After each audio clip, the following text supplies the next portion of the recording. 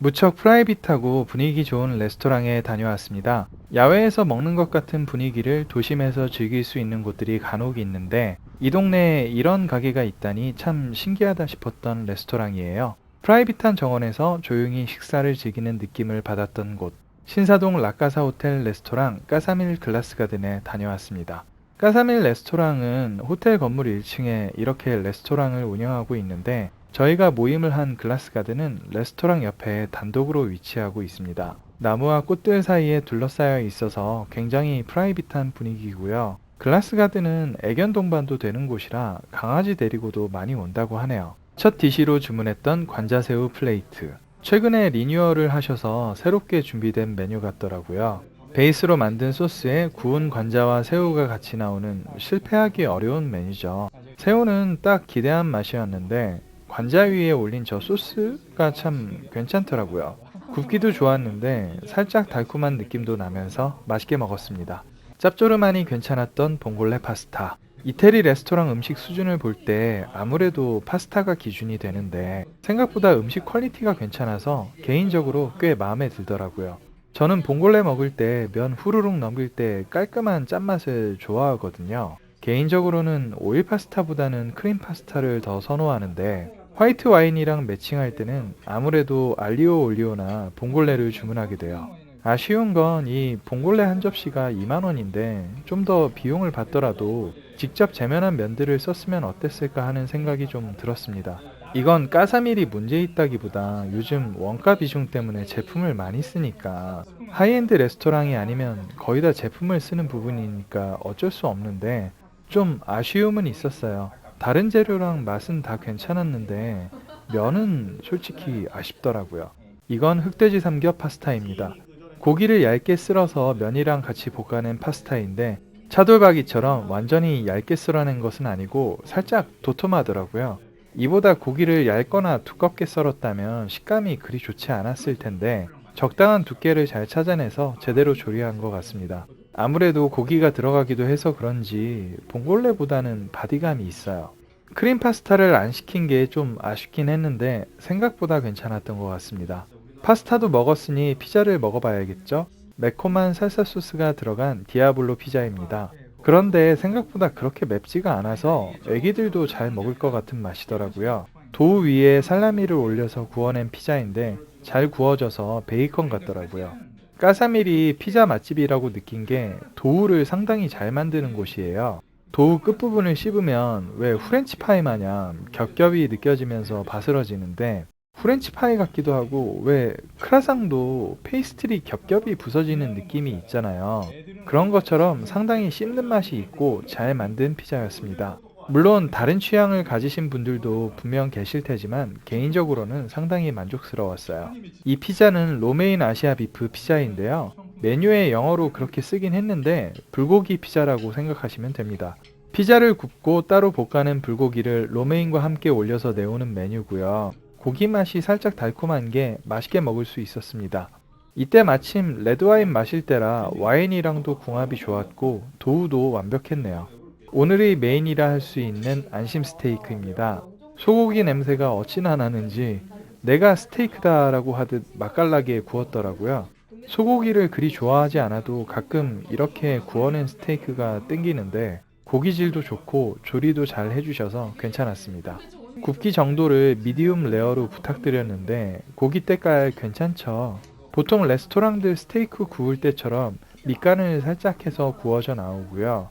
별도로 소스 안 찍고도 맛있게 먹었습니다. 수비드로 익힌 뒤에 별도로 구워내는 통삼겹 수비드 삼겹 스테이크입니다.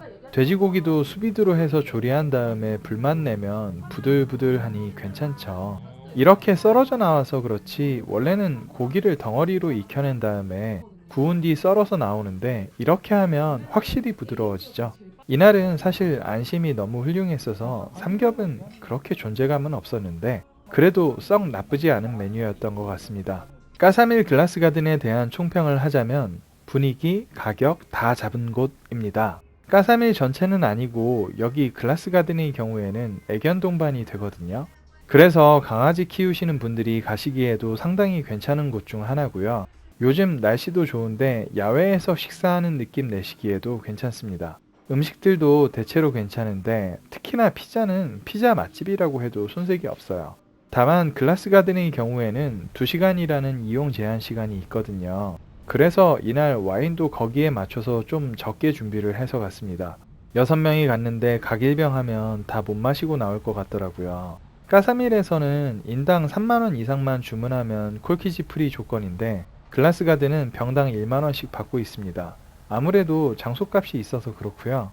날 좋은데 저희 식사하는 게 너무 보기 좋았는지 지나다니시던 분들이 저긴 뭘까 하고 저희 식사하는 글라스 가든 많이 보면서 지나가시더라고요. 요즘 날이 좋아서 마침 글라스 가든 앞에 꽃도 피어 있어가지고 더 그랬네요. 6명까지 수용되는 곳인데 데이트하기도 괜찮고 모임하기도 좋습니다. 글라스 가든도 좋았지만 까사밀 레스토랑 자체도 괜찮고 모임하기 좋더라고요. 꼭 글라스 가든이 아니어도 상당히 분위기가 좋은 레스토랑이라 추천합니다. 자, 그러면 오늘의 와인에 대해 이야기해 볼까요? 유명한 샴페인 하우스 중 하나인 떼땅저의 2014 빈티지 샴페인을 마셨습니다. 향이 화사하고 맛 자체도 어디 하나 튀는 것 없이 밸런스 좋은 와인이었습니다. 멈 샴페인처럼 단맛이 강하거나 하지도 않고 모에샹동처럼 신맛이 나지도 않아요. 제가 그동안 와인을 마셔온 경험에 비추어 보면 결국 가격이 비싸질수록 밸런스를 잘 맞추는데 더 신경을 쓰나 싶더라고요. 비교적 저가 와인들일수록 보통은 단맛을 강하게 하는 경우가 많은데 그래서 처음 입문한 사람이 마시기에는 그런 와인들이 더 매력적이죠. 그런데 아기 때일수록 자극 강한 맛을 더 좋아하고 나이 먹을수록 좀 더 밸런스 있고 간이 너무 강하지 않은 음식을 찾게 되는 것처럼 밸런스 좋은 와인들을 더 찾게 되는 것 같아요. 그런 면에서 엔트리급 와인보다는 확실히 완성도가 좋았던 샴페인입니다. 제 생각에 가성비 최강이라 생각하는 킴 크로포드 소비뇽 블랑입니다. 뉴질랜드 와인인데 뉴질랜드 소비뇽 블랑은 세계적으로도 잘 만들기로 유명하거든요. 뉴질랜드 소비뇽 블랑 와인을 몇 가지 먹어봤는데 저한텐 이게 딱이더라고요. 시트러스 향도 좀 나고 탄산도 없는데 살짝 톡 쏘는 맛이 있어요. 단맛이 강한 건 아니고 살짝 드라이한 편인데도 술술 잘 넘어가는 스타일입니다. 그리고 오픈하고 2-3시간 지나고도 향이 너무 죽지 않는 스타일이고 봉골레 먹을 때 같이 먹었는데 짭조름한 파스타랑 잘 어울리더라고요. 가성비도 정말 좋고 개인적으로 정말 추천하는 와인 중 하나입니다. 반피 브루넬로 디 몬탈치노입니다. 이태리 와인이고 산지오베제 품종으로 만든 와인인데 꽤 완성도가 있어요. 반피에서 나오는 중간 등급 정도의 와인이라고 생각하시면 되는데 밑에 등급이랑은 가격 차이가 나기도 하지만 맛은 그 가격 차이 이상인 것 같아요. 그 정도로 차이가 많이 나니까 기왕 구매하실 거면 이 빈티지 BDM을 사시는 게 훨씬 구매 만족도가 높을 거라 생각하는 와인 중 하나입니다. 레스토랑 가면 이태리 와인을 종종 챙겨가기는 하는데 사실 썩 좋아하지는 않거든요. 그런데 이 반피는 개인적으로 상당히 맛있게 잘 먹었습니다. 신맛이 너무 강하지도 않고 밸런스도 좋아서 너무 만족했던 와인입니다. 오바마 와인으로 유명한 켄달 잭슨 까베르네 소비뇽입니다. 캘리포니아 레드 와인 치고는 비교적 단맛이 덜한 와인이라고 할까요? 처음 마신 게 오픈하고 1시간 반 정도 지나서 첫 잔을 마셨는데 탄닌감이 좀 있었어요. 그런데 두 번째로 서브할 때는 오픈 후 거의 2시간 반 정도 지난 시점이었거든요. 그 즈음에 먹으니까 탄닌감이 많이 사그라들고 많이 부들부들해졌더라고요. 사실 우리가 와인 마실 때 시간 두고 변화 느끼면서 먹는 일이 생각보다 어렵거든요. 저는 그래서 일부러 한 와인을 가지고도 나눠서 서브를 하는 편입니다. 이래저래 한 바퀴 돌고 두 번째로 다시 마실 때 거의 1시간 정도는 지나서 와인이 변화하는 것을 좀 느끼기가 좋은 것 같아요.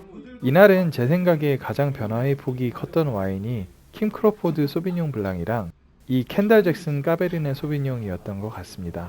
생각보다 레스토랑 만족도가 높아서 너무 즐겁게 식사하며 와인을 마셨네요. 까사밀 글라스 가든에서의 맛있는 식사 너무 잘 먹었습니다.